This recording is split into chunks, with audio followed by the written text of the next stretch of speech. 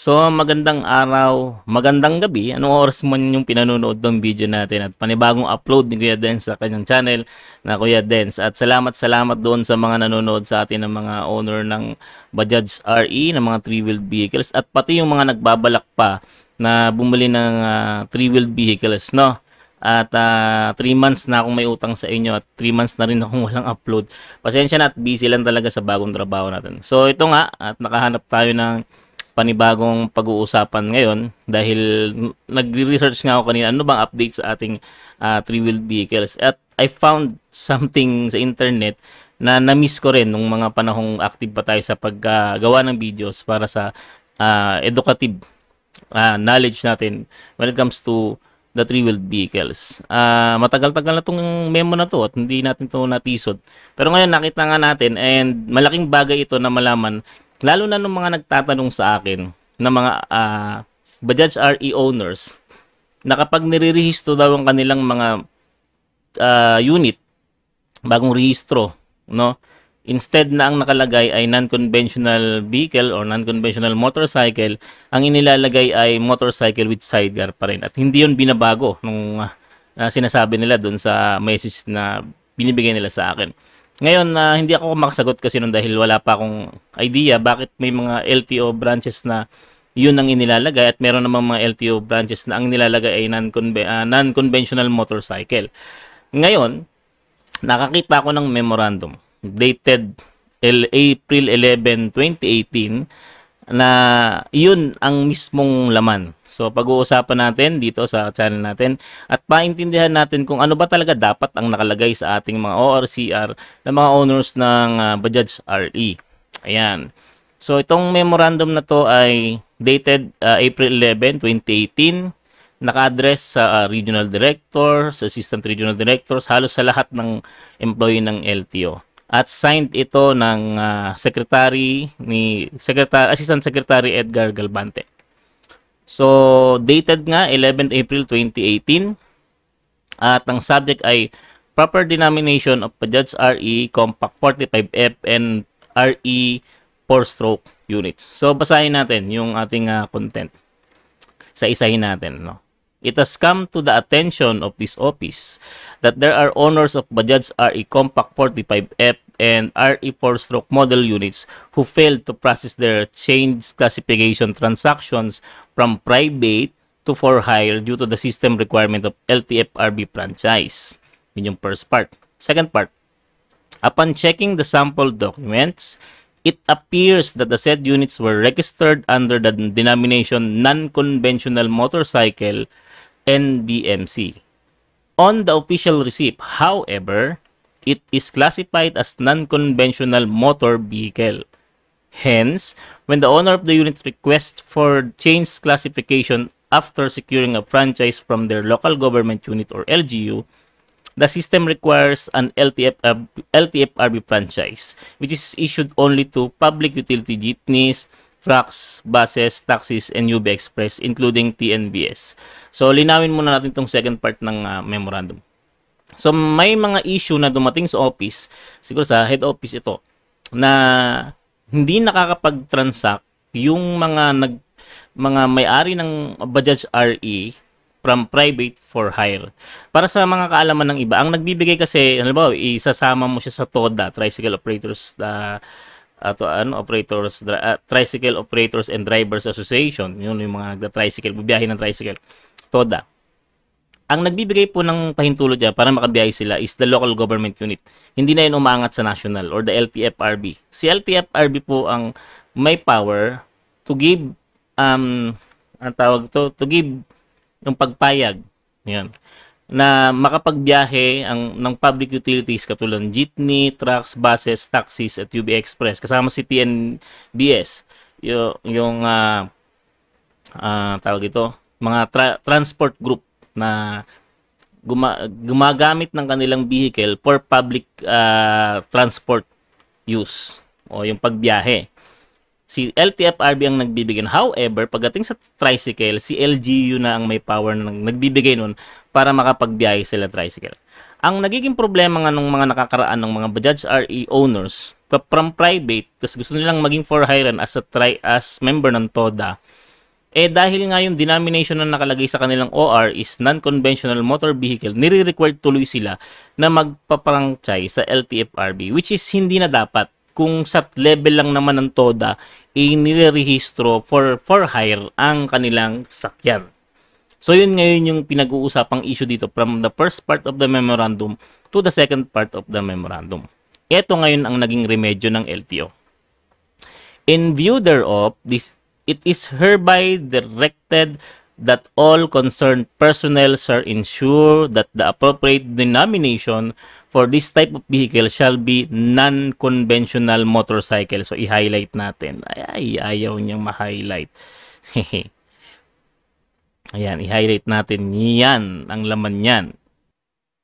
So, hindi ma-highlight yung word na non-conventional. Ayan, i-highlight ko na rin. So, non-conventional motorcycle. So, therefore, dapat ang mag-a-appear ngayon sa mga owner ng Bajaj RE sa kanilang ORCR, ayan, dapat daw non-conventional motorcycle. So, yun yung nakalagay sa unang part. For those vehicles already registered, a blanket request for system update will be issued to implement this update. So, the first part of the fourth paragraph ng memorandum is that sinasabi na dapat mag-reflect na sa ORCR ng mga Bajaj RE ay non-conventional motorcycle.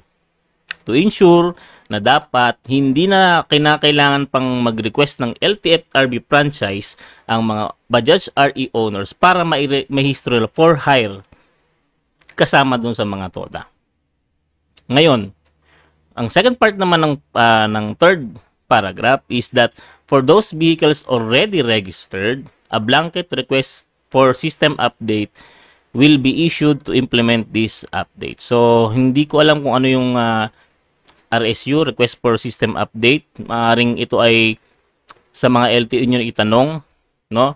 Na kailangan mai-update yung mga naka-registered na Bajaj RE na hindi non-conventional motorcycle para maitama yung denomination ng Bajaj RE. At doon naman sa binabasa nating Memorandum 2020-2227, naka-reflect na to na dapat ang denomination na lumalabas kay Bajaj RE at sa mga three-wheel vehicles ay non-conventional motorcycle. Ayaw pa rin niyang ma-highlight. Now, ito naman yung port laman. There is a unit subject vehicle which are initially registered for 3 years although the engine displacement is below 200cc. A clear violation of Administrative Order number 10/2005. So, yung pang-port na yan is obsolete na yan. Kasi dahil meron nang lumabas nitong nakaraang 2023 na LTO memorandum na pati ang motorcycle, ang initial registration na nila ay 3 years. Kaya yung mga nairehistro that time, inilabas yung memo na yun, 2023, motorcycle kasama Bajaj RE, kasama yung sa akin actually, ay nairehistro na ng 3 years. Yan. Okay? So, therefore, doon sa mga nagtatanong sa akin, Sir, ano ba talaga? Kasi dito po sa amin, sa regional office po ng LTO, nirehistro po yung aking unit na motorcycle with sidecar. Yan karaniwan ngayon ang nagiging problema nung nagme-message sa akin. Motorcycle with sidecar, yung rehistro ng kanilang unit. 2022 po nila na rehistro, 2023 inilalagay pa rin po ng LTO office na nakakasakop sa kanila motorcycle with sidecar.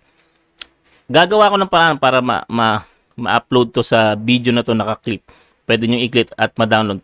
Tingnan natin yung magagawa ko. Pero pwede nyo namang i-research sa internet. Ito po yung title niya, Proper Denomination of Bajaj RE Compact 45F and RE4 Stroke Units, dated April 11, 2018. Malalabas po yan sa internet na po.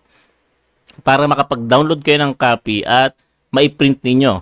At para kapag pupunta kayo ng LTO, para ipaayos yung inyong rehistro na nagkamali ang pagkakalagay sa rehistro, ay masabi nyo po na meron na pong memorandum 2018 pa na dapat ang rehistro ng mga Bajaj RE at mga three-wheel vehicles according na rin sa 2020-2227 ay non-conventional motorcycle para hindi nahihirapan.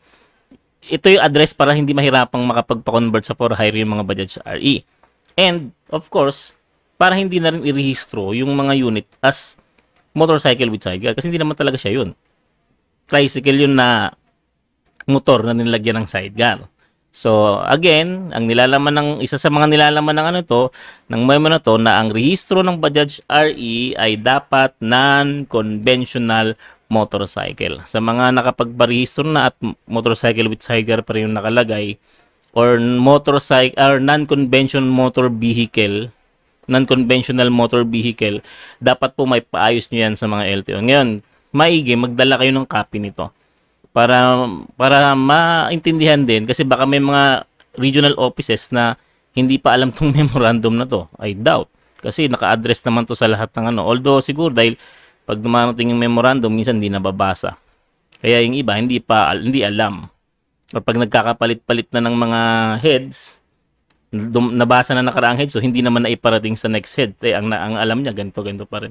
So, maiging may kopya po kayo nito para mapabago yung rehistro ng inyong vehicle, ng inyong Bajaj RE, tapos ipabasa nyo po ito. Ito po ay pirmado ni Edgar C. Galbante, Assistant Secretary of LTO. Ayan, meron namang mga tatak ng certified true copy, tapos ganito ito. Ayan. So, sa mga nagtatanong sa akin, ano po ba talaga ang dapat nakalagay sa rehistro, sa ORCR ng Bajaj RE? Bajaj RE kasi yung tinukoy dito. Pero by Memorandum 2020-2227, ay lahat ng three-wheeled vehicles, non-conventional motorcycles na yung nakalagay na rehistro doon sa memorandum na yun. So, sana malinaw yung ating pagkakapaliwanag. Kung may tanong kayo patungkol dito, pwede namang itanong dyan sa comment section kapag usapan natin. And I will, magre-research pa ako ng iba pang mga topic patungkol dito sa ating pinag-uusapan na to, kasi baka may mga lumabas pang ibang mga particulars na memorandum about this one. Pero maliwanag po na sinasabi ng memorandum na ito, i-rehistro siya under non-conventional motorcycle. Hindi po motorcycle with sidecar. Ayan. So at least, I hope nakatulong sa inyo itong pag-update natin ng memorandum na to na matagal na palang inilabas. At I hope naintindihan natin pare-pareho kung ano ba talaga ang dapat inilalagay na denomination ng Bajaj RE. So, tanong lang sa comment section, subukan natin tanungin. And magkita-kita tayo ulit sa mga susunod nating videos na patungkol sa ating three-wheeled vehicles. Pag-usapan natin yan dito sa Kuya Dens channel. Salamat Kuya Dens. Thank you very much.